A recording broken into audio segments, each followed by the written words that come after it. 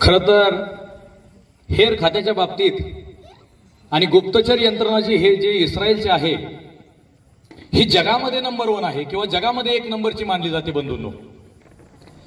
तो इस्रायल देश काय म्हणतोय? तो इस्रायल देश म्हणतोय बहिर्जी नाईक जर आमच्या इस्रायलमध्ये जन्माला आले असते ना, जर बहिर्जी नाईक जर आमच्या इस्रायलमध्ये जन्माला आले असते ना, तर आम्हाला स्पायडरमॅन सुपरमॅन सारख्या काल्पनिक पात्रांची गरजच पडली नसती. बहिर्जींना आम्ही डोक्यावर घेऊन तर नाचलोच असतो बर का. बहिर्जी नायकांना आम्ही डोक्यावर घेऊन तर नाचलोच असतो. पण सगळ्यात महत्वाचं बहिर्जी नायकांना आम्ही डोक्यात घेऊन नाचलो असतो. आणि म्हणून बहिर्जी नाईक असू द्या की राजे उमाजी नाईक असू द्या, मुळातच हा विषय डोक्यावर घेऊन नाचण्याचा नाही बंधूंनो, तर तो विषय डोक्यात घेऊन नाचण्याचा आहे. आणि म्हणून तुम्ही सर्वांनी आज वडगाव निंबाळकर ग्रामस्थांनी या राजे उमाजी नाईक उत्सव समितीने एकमताने ठराव केला, नाचून नाही वाचून आणि विविध कार्यक्रमांनी हा कार्यक्रम संपन्न करणार. म्हणून संयोजन समितीसाठी एकदा सर्वात जोरदार टाळ्या वाजवा. येळकोट येळकोट. जी निरागस मुलं आहेत ना, लहान मुलं, अगदी आनंदामध्ये उत्साहामध्ये त्यांचाच आवाज मला मोठ्याने आला. इथं बसलेल्या प्रत्येकाच्या अंगामध्ये उमाजी राजांचं रक्त सळसळलं पाहिजे. आणि म्हणून आवाज कसा आला पाहिजे? ज्या राजानं बंधूंना स्वातंत्र्याची पाऊलवाट सोपी केली आणि 15 ऑगस्ट 1947 ला आपल्या भारत देशाला स्वातंत्र्य मिळालं, त्या राजाची जयंती उद्या. आणि त्या निमित्तानं पूर्वसंध्येला आज आपण या ठिकाणी राजांची जयंती व्याख्यानाच्या माध्यमातून साजरी करतोय. आणि म्हणून पुन्हा एकदा जेजुरीचा भंडारा लावून या कपाळा, बोला येळकोट येळकोट येळकोट येळकोट. आता कसं वाटतंय? खरं तर आता प्रत्येकाच्या इथं बसलेल्याच्या अंगामध्ये भाऊमध्ये उमाजी राजांचं स्फुरण संचारलंय. आणि ते संचारलेलं स्फुरण या व्याख्यानाच्या माध्यमांनो बंधूंनो मी तुमच्या स्वाधीन करणार आहे. या व्याख्यानाच्या माध्यमातून खरं तर मी या सुरुवातीला उल्लेख केला, स्वातंत्र्याची पाऊलवाट सोपी करणाऱ्या उमाजी राजांची आज जयंती आहे. ना इज्जत दे, ना अजमत दे, ना सूरत दे, ना सीरत दे, इस वतन के वास्ते यार मुझे मरने की हिम्मत दे, आरज़ू कुछ भी नहीं रख दे कोई खाके वतन मेरे कफन में. त्यावेळी ही तरुणाई होती, आजही तरुणाई आहे. आजची तरुणाई कोणत्या दिशेला चाललेली आहे? त्यावेळीची तरुणाई कशी होती? आणि म्हणून बंधूंनो भगतसिंग, राजगुरू, चंद्रशेखर आझाद यांनी देखील उमाजी राजांच्या पावलावरती पाऊल ठेवून स्वातंत्र्याची पाऊलवाट सोपी करण्याचा प्रयत्न केला. आणि 15 ऑगस्ट 1947 ला जाऊन आपला भारत देश स्वतंत्र झाला. आणि त्या राजांच्या जयंतीच्या निमित्तानं आज आपण या ठिकाणी उपस्थित आहोत. या जयंतीच्या निमित्तानं सर्व महापुरुषांना अभिवादन करणं मला तितकंच महत्वाचं वाटतं. प्रज्ञाशील करुणेचे महासागर तथागत गौतम बुद्ध, जिच्या कुशीतून स्वराज्याचं देखणं स्वप्न साकार झालं, त्या राजमाता राष्ट्रमाता जिजाऊ, हिंदवी स्वराज्याचे संस्थापक आणि बहुजनांचे प्रतिपालक राजे छत्रपती शिवाजी महाराज. बंधूंनो, या देशातील एकमेव राजा, या देशातील एकमेव राजा ज्या राजाने स्वतःच्या गळ्यात माणिक मोत्याचे हार घातले नाहीत, तर स्वतःच्या गळ्यामध्ये कवड्याच्या माळा घातल्या. बंधूंनो, भगिनींनो, या कवड्याच्या माळा मला अतिशय बोलक्या वाटतात.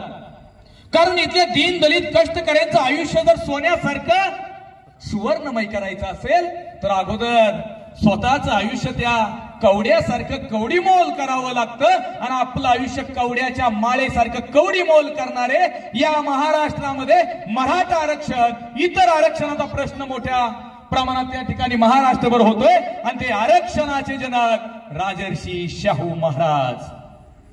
पृथ्वी ही शेष नागाच्या मस्तकावर नसून तुम्हा श्रमिकांच्या तळ हातावरती तरलेली आहे, इथल्या दीनदलित कष्टकऱ्यांच्या हातावरती तरलेले आहे. जग बदल घालून घावं मज सांगून गेले भीमराव.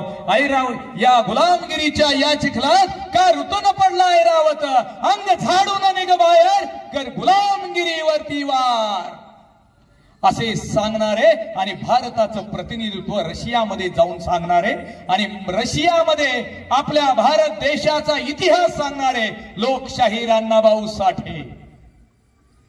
महाराष्ट्रात सर्वप्रथम शिव जयंती साजरी करणारे, मासा खेळे गुरु कोणत्याचा, पोवाडा गातो छत्रपती शिवरायांचा, असं सांगून असे सांगणारे क्रांतिज्योती सावित्रीबाई फुले आणि महात्मा ज्योतिबा फुले सावित्रीबाई फुले.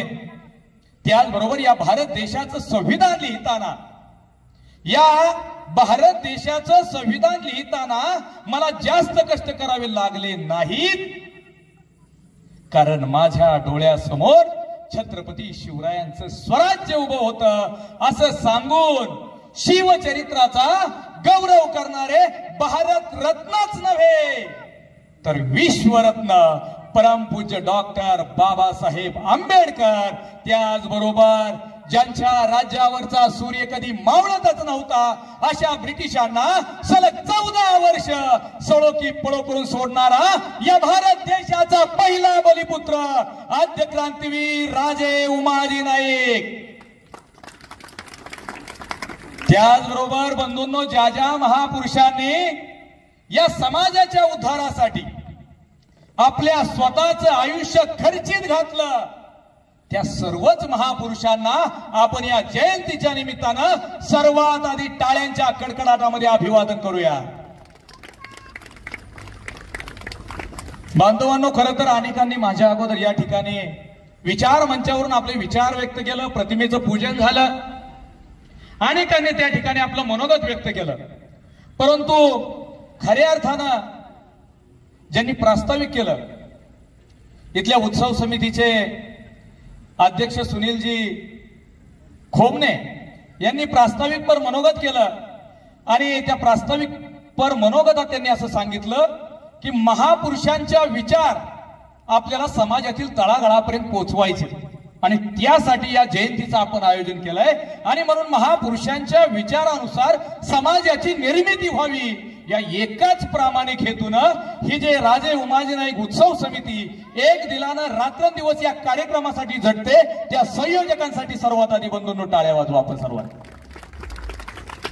धन्यवाद. त्याचबरोबर सुरुवातीलाच आपण या ठिकाणी तुमच्या वडगाव निंबाळकर ग्रामस्थांचं भूषण असणाऱ्या प्रतिष्ठित समाजाप्रती ज्यांनी ज्यांनी योगदान दिलंय किंवा अगदी शैक्षणिक सामाजिक राजकीय साहित्य सांस्कृतिक कला क्रीडा कृषी सहकार ज्या ज्या क्षेत्रामध्ये जे नामांकित व्यक्ती आहेत, खरं तर सुप्रसिद्ध जादूगार शिवम या ठिकाणी माझ्यासमोर उपस्थित आहेत. 2 दिवसापूर्वी माझे गुरुवर्य आदरणीय कदम सर यांनी त्यांची मला माहिती दिली आणि त्यांचा आज या ठिकाणी त्यांना या ठिकाणी पुरस्कारानं सन्मानित केलं जात आहे. त्याचबरोबर विविध क्षेत्रामध्ये ज्यांना ज्यांना या ठिकाणी या मंचावरून पुरस्कार प्राप्त झाले त्या सर्वांसाठी पुन्हा एकदा आपण सर्वांनी जोरदार टाळ्या वाजवायच्या. बंधू भगिनींनो, आजच्या कार्यक्रमाचे अध्यक्ष, प्रमुख पाहुणे आणि उपस्थित बंधू आणि भगिनींनो, खरं तर या महाराष्ट्राचा इतिहास कुणी आयऱ्या गायऱ्यानं लिहिलेला नाही. या महाराष्ट्राचा इतिहास लिहिलाय घोड्यांच्या टापानं. या महाराष्ट्राचा इतिहास लिहिलाय सह्याद्रीच्या ढालीनं. या महाराष्ट्राचा इतिहास लिहिलाय मावळ्यांच्या रक्तानं. बंधूंनो, या महाराष्ट्राचा इतिहास लिहिलाय शिवबाच्या तलवारीनं आणि या महाराष्ट्राचा इतिहास लिहिलाय उमाजी राजांच्या बंडानं. बंधूंनो, उमाजी राजांना दंड ठोकला आणि वैद्यगडाच्या पायथ्याला या 7 समुद्राच्या पलीकडून आलेल्या इंग्रजांच्या विरोधात बंड केला.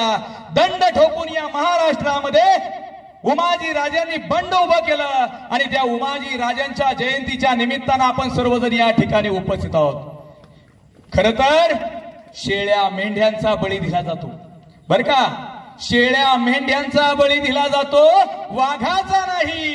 आणि उमाजी राजांवरती ते प्रेम करतात, उमाजी राजांच्या विचारानुसार ते चालतात. खरं तर आजच्या काळातील त्यांना वाघाची अवलादच म्हटलं पाहिजे. आणि म्हणून खऱ्या अर्थानं तुम्ही उपस्थित सर्व वाघाची अवलाद आहात आणि त्या उमाजी राजांवरती निस्सीम प्रेम करणारी तुम्ही सर्वजण मंडळी आहात.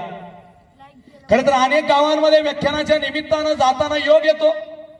सुनीलजी खोमणेंनी सांगितलं की भंडलकर, चव्हाण, जाधव, अनेक पत्रकार मित्र, युट्यूबचे चॅनलवाले सर्वजण एकत्र येत आहेत आणि एकत्र येऊन वज्रमुठ बांधून या उमाजी राजांचा जयंतीचा जयघोष या वडगाव निंबाळकर यामध्ये करतायत.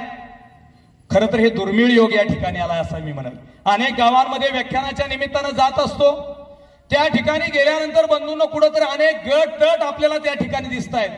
पण तुम्ही सर्वजण खरं तर आज त्या एकत्र या ठिकाणी आलाय, अनेक मान्यवरांचा त्या ठिकाणी सन्मान करताय. आणि म्हणून बंधूंनो खास तुमच्यासाठी, अरे जातीवरून दंगे इथे, अरे जातीवरून दंगे इथे, झेंड्यावरून पंगे, आमच्यातच आमच्या संगे युद्ध सुरे. अरे माणसाला माणुसकीचा रोग इथे जडेल काय? आणि सांगा सांगा उमाजी राजांचं सपान या महाराष्ट्राला, वडगाव निंबाळकरला पुन्हा पडेल काय? आणि म्हणून बंधूंनो उमाजी राजांचं चरित्र हे आपल्याला या व्याख्यानाच्या माध्यमातून समजून घ्यायचं आहे. खरं तर उमाजी नाईक म्हणजे काय हो? उमाजी राजांची प्रतिकृती पहा. छत्रपती शिवाजी महाराजांसारखा मुकुट नाहीये, डोक्याला फेटा बांधलेला आहे. उमाजी राजांची प्रतिकृती दिसते कशी?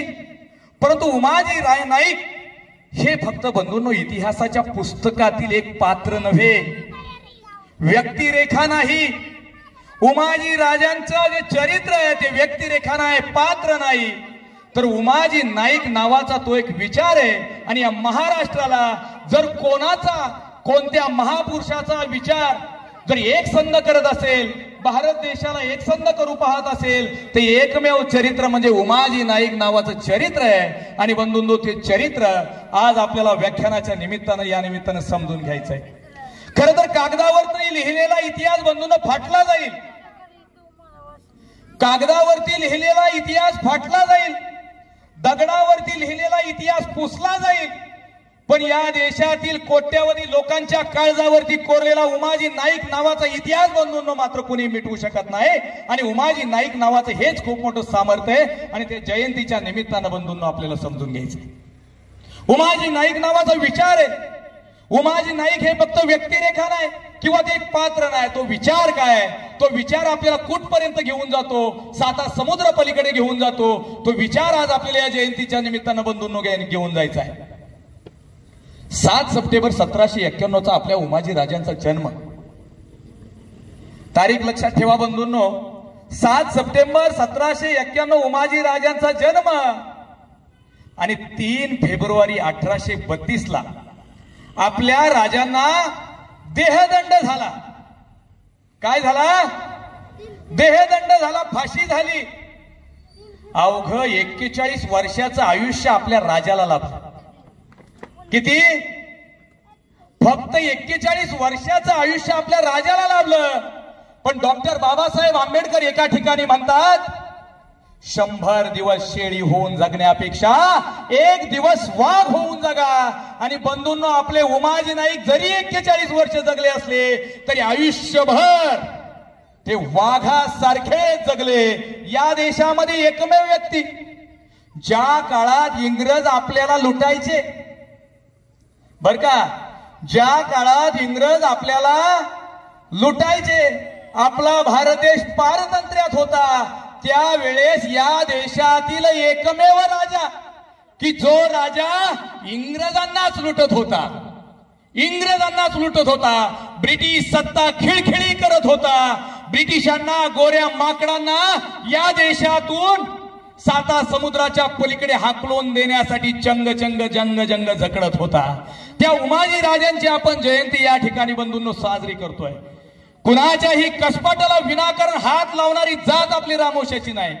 आम्ही चोर नाही, बंडखोर आहोत आणि इथे राज्य करण्याचा अधिकार आमचा आहे आणि म्हणून मी यांचा राजा आहे. आमच्या गोर गरीब जनतेची पिळवणूक थांबवा, अन्यथा गाठ माझ्याशी आहे, अशी इशारे वजा धमकीच. बंधूंनो, उमाजी नाईक त्यावेळेस इंग्रजांना पत्रातून द्यायचे, पत्र पाठवायचे.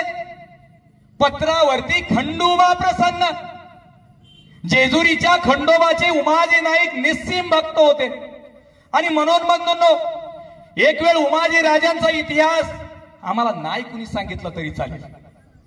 उमाजी राजांचा इतिहास आम्हाला अध्यक्ष नाही कुणी सांगितला तरी चालेल, पण जेजुरीचा पिवळा भंडारा आणि तो वज्रगड सांगतो की आमचा राजा इंग्रजांचा कर्तन काळ होता.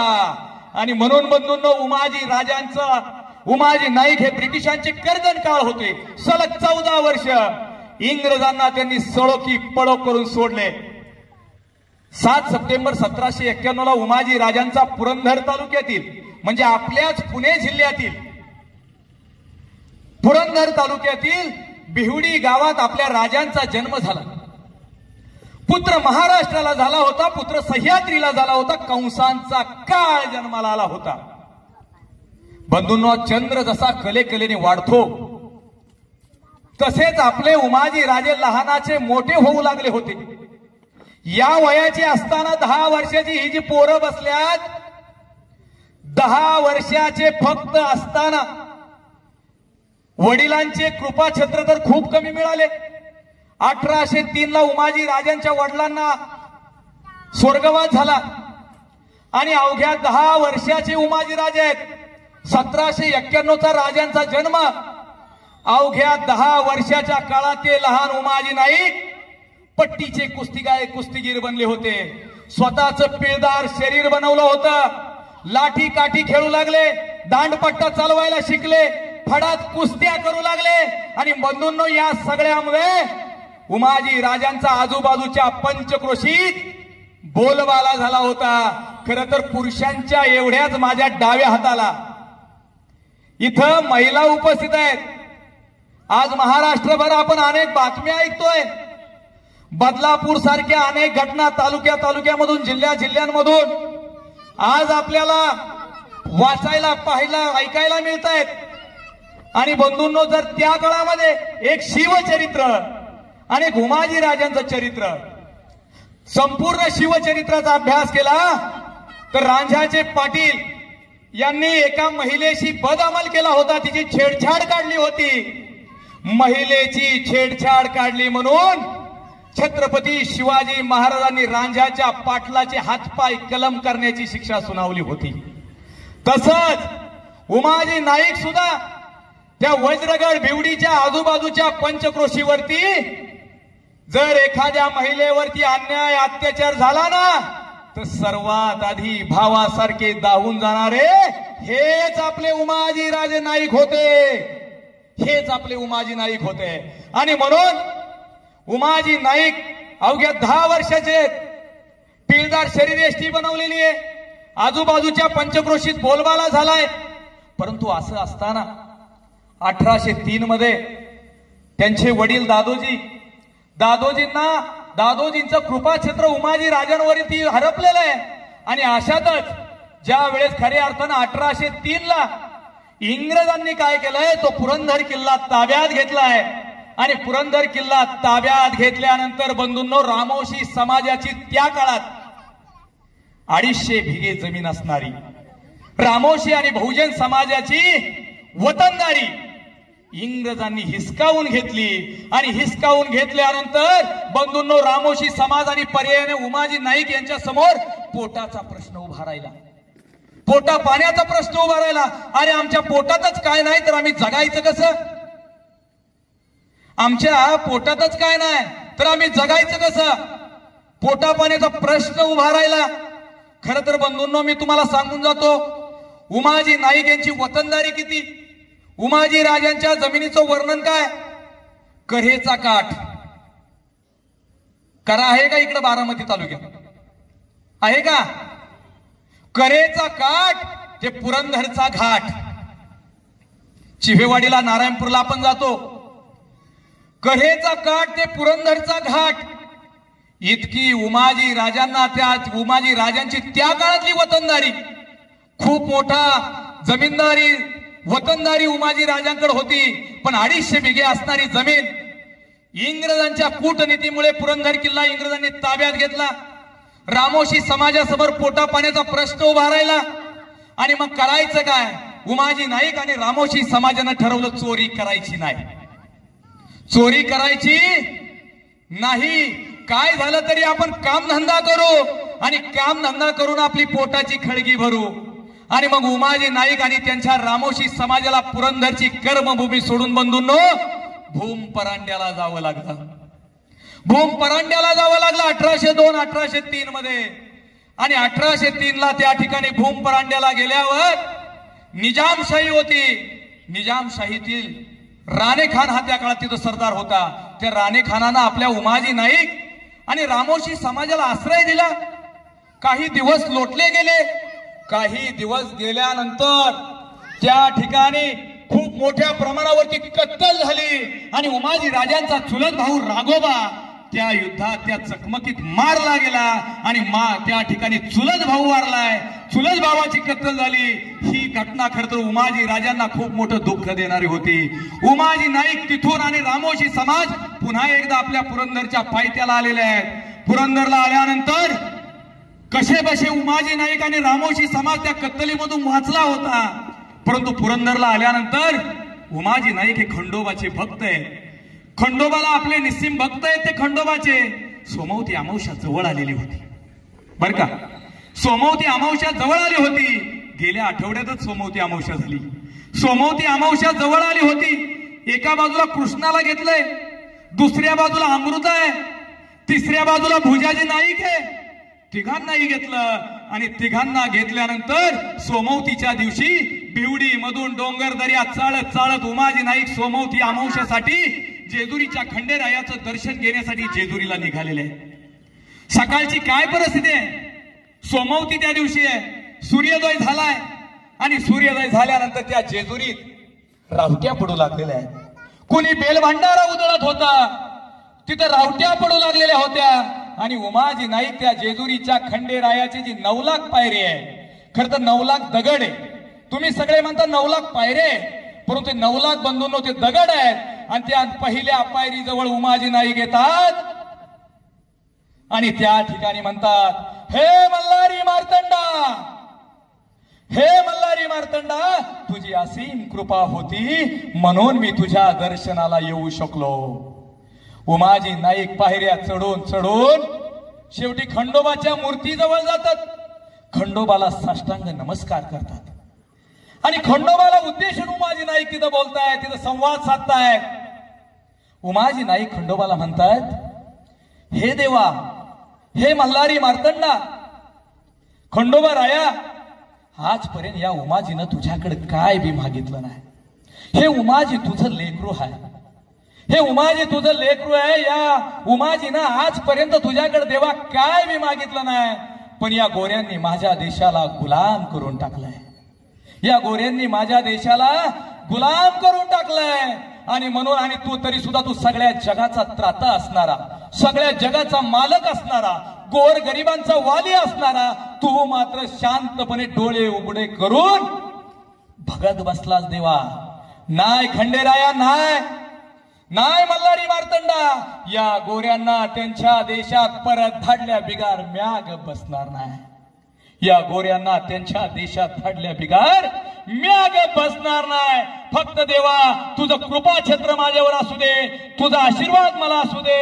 अरे मला माहितीये खंडेराया, देवा मला माहितीये हे काम माझ्या एकट्याच्याने होणार काम नाही देवा खंडेराया. त्यासाठी देवा मी 100-500 लोकांची फौज उभी केलेली आहे. त्यांना दांडपट्ट्या चालवायचं शिक्षण दिलंय, कुऱ्हाड चालवायचं शिक्षण दिलंय. एवढंच नाही देवा खंडेराया, तर त्यांना बंदूक पण चालवाय शिकवली आहे. फक्त तुझं कृपा छत्र असू दे देवा खंडेराया. या गोऱ्या माकडांचा मी एकच ध्यास घेतलाय, त्याचा निपात केल्याशिवाय त्या मी गप बसणार नाही.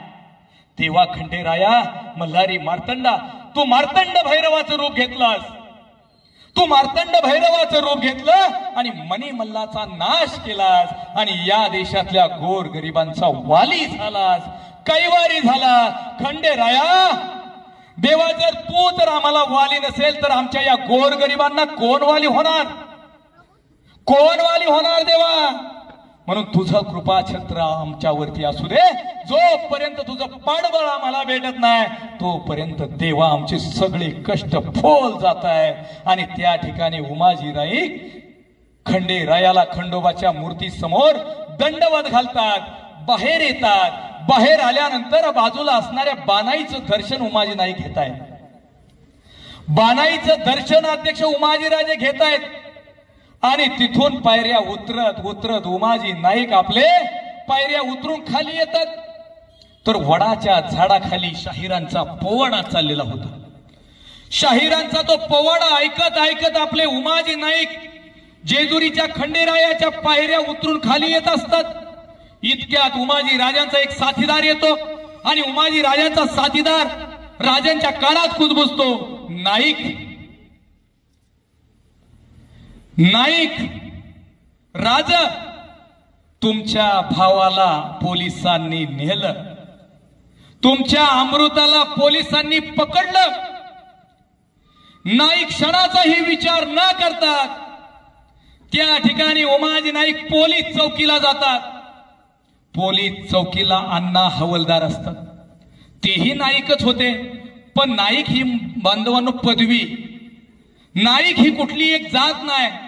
छत्रपती शिवरायांच्या काळापासून रामोशी, साळी, कोळी, माळी, मातंग, बेडर, हटकर, काटकर हे छत्रपती शिवरायांच्या फौजेत कुणी किल्लेदार होते तर कुणी सरदार होतं. आणि या रामोशी समाजाची वतनदारी गेलेले उमाजी नाईक सोमवती अमावश्याला आलेले होते. खंडेरायाचं दर्शन झालेलं आहे. परंतु उमाजी राजांच्या भावाला पोलीस चौकीला घेऊन गेल्यानंतर उमाजी नाईक त्या ठिकाणी जातात आणि अण्णा हवलदाराला गया वया करतात. नाईक, अण्णा, पोरांची चूक झाली असेल, माफ करा अमृताला. अमृताची जर काय चूक झाली असेल तर म्या माफी मागतो, पण अमृताला एवढ्या बार माफी द्या. अण्णा हवलदार उर्मट. अण्णा हवलदारानं आपल्या उमाजी राजांचा बंधूंना अपमान केला. उमाजी राजांना नाही त्या गोष्टी बोलला. उमाजी नाईक सुद्धा गप गुमाना तिथून घरला आले. सूर्यास्त झाला, टेंबे पेटले गेले.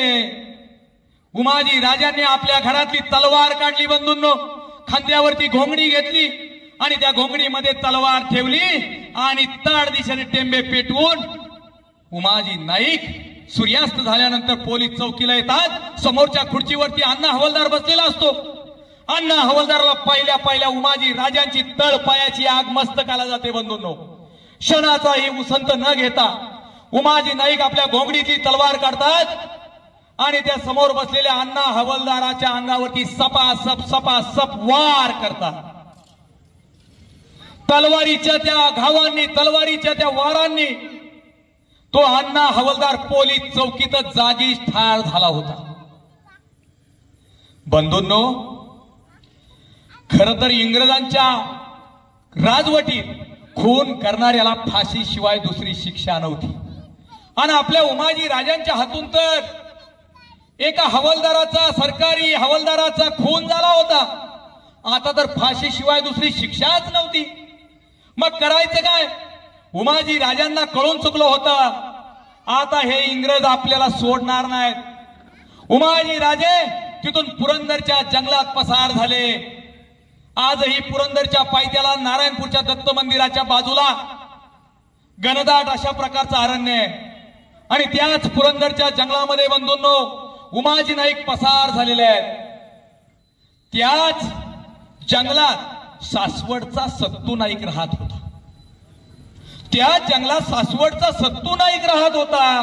दोघांची त्याच जंगलात भेट झाली आणि भेट झाल्यावर दोघांचं ध्येय एकच.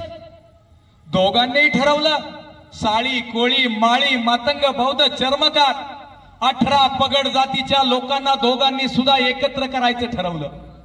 जे जे सरकारी गुन्हेगार आहेत कुठल्याही प्रकारची चर्चा न करता, नोटीस किंवा फरमाना न देता इंग्रज सरकारने जे देशहिताचं काम करतायत त्यांना अटक केली, अशा सगळ्या लोकांना एकत्र जमवायचं आणि त्यांची एक टोळी तयार करायची.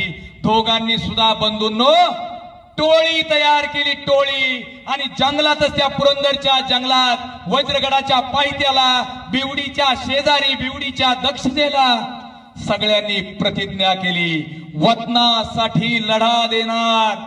जोपर्यंत या इंग्रजांना हे देश सोडत नाहीत तोपर्यंत गप्प बसणार नाही. आणि आता सगळ्यांनी या उमाजी राजांच्या प्रतिमेकडे पहा. पाहिलं सर्वांनी? पाहिलं का सर्वांनी? जे मी आधी उल्लेख केला त्या उमाजी राजांच्या डोक्यावरती कुठेही त्या ठिकाणी मुकुट नाहीये. आपल्या उमाजी राजांनी डोक्याला फेटा बांधलेला आहे, फेटा बांधलेला आहे. आणि त्या दिवशी उमाजी राजांनी प्रतिज्ञा केली, बंधूंनो, जोपर्यंत इंग्रजांना या देशातून हाकलून देणार नाही तोपर्यंत हा उमाजी नाईक डोक्याला फेटा बांधणार नाही. डोक्याला फेटा बांधणार नाही. हा जो फेटा दिसतोय, जोपर्यंत इंग्रजांचा पराभव केला नाही, जरी देशाला स्वातंत्र्य मिळालं नव्हतं, परंतु ज्या दिवशी खरं तर उमाजी राजांनी इंग्रजांचा पराभव केला एका युद्धात, त्या दिवशी आपल्या राजांनी डोक्याला फेटा बांधला. त्या दिवशी तोपर्यंत उमाजी राजांनी डोक्याला साधा फेटा सुद्धा बंधूंनो बांधला नाही. मग उमाजी राजांनी, तुम्ही म्हणताल उमाजी नाईक तुम्हाला दरोडेखोर माहिती आहेत, पण बंधूंनो तुम्हाला सांगतो, उमाजी राजांनी पुरंदरच्या पायथ्याला आपला राजदरबार भरवला होता. उमाजी राजांनी पुरंदर किल्ल्याला आपली राजधानी बनवली होती. राजधानी पुरंदर किल्ल्याला बनवलं होतं आणि तिथूनच उमाजी राजांनी काही काळ राज्यकारभार केला. उमाजी नाईक हे प्रति शिवाजी होते. छत्रपती शिवरायांच्या क्रांतीचं दुसरं पर्व जर कोणी सुरू केलं असेल ना, तर ते उमाजी नाईक या योद्ध्याने सुरू केलं. आणि म्हणून उमाजी नाईक हे प्रति शिवाजी होते. Umaji Naik was the first freedom fighter of India. Umaji Naik हेच भारताचे प्रथम क्रांतिकारक आहेत. उमाजी नाईक हेच भारताचे पहिले आद्य क्रांतीवीर आहेत. कारण उमाजी राजांचा राजदरबार पुरंदरच्या पायथ्याला भरायचा. तुम्हाला एकच माहिती आहे की उमाजी राजांच्या अगोदर छत्रपती शिवाजी महाराजांच्या स्वराज्यात पुरंदरचा तह झाला. बंधूंनो, नाही, पुरंदरच्या तहानंतर सुद्धा उमाजी राजांच्या काळात पुरंदरचा दुसऱ्यांदा तह झाला. दुसऱ्यांदा तह झाला. आणि या तहानुसार सांगतो काय ठरलंय, इंग्रज अधिकारी त्या ठिकाणी पुरंदरच्या पायथ्याला आले. आणि बरं का, उमाजी राजांची एक प्रथा होती, जो कोणी उमाजी राजांना भेटायला येईल ना दरबारात, त्याने अगोदर झुकून राजांना मुजरा करायचा. बंधूंनो, ज्यांच्या राज्यावरचा सूर्य कधी मावळतच नव्हता, त्या ब्रिटिशांनी सुद्धा त्या पुरंदरच्या राजदरबारात आपल्या राजांना मुजरा केलाय. मुजरा केला आपल्या राजांना. तह झाला पुरंदरचा. आणि काय ठरलं पुरंदरच्या तहानुसार, उमाजी राजांना इंग्रज सरकारने, पत्रकार साहेब, नोकरीत घेतलं, सरकारी नोकरीत. बऱ्याच जणांना माहित नाही, उमाजी नाईक इंग्रजांच्याकडे नोकरीला होते. काही काळ इंग्रजांकडे त्यांनी नोकरी केली. पुण्याला नोकरी केली. साकुर्डे गाव आहे जेजुरी शेजारी. जेजुरी शेजारी साकुर्डे नावाचं गाव आहे. आणि साकुर्डे गावाचा रखवाली जे चोर आहेत, खरं तर चोरांना पकडण्याची जबाबदारी उमाजी राजांना इंग्रजांनी दिली. जे इंग्रज सरकारला त्रास देत आहेत त्यांना पकडण्याची जबाबदारी इंग्रज सरकारनं आपल्या उमाजी राजांकडे दिली. खरं तर उमाजी राजांना 7 गावाची वतनदारी होती. त्यातलं तुमच्या तालुक्यातलंच एक गाव आहे, जोगवडी नावाचं गाव. बारामती तालुक्यातच आहे ना, तो जोगवडी गाव आहे बारामती तालुक्यातलं. या गावाची सुद्धा वतनदारी दप्तरामध्ये आजही आपल्याला उमाजी राजांकडे होती हे पाहायला मिळतं.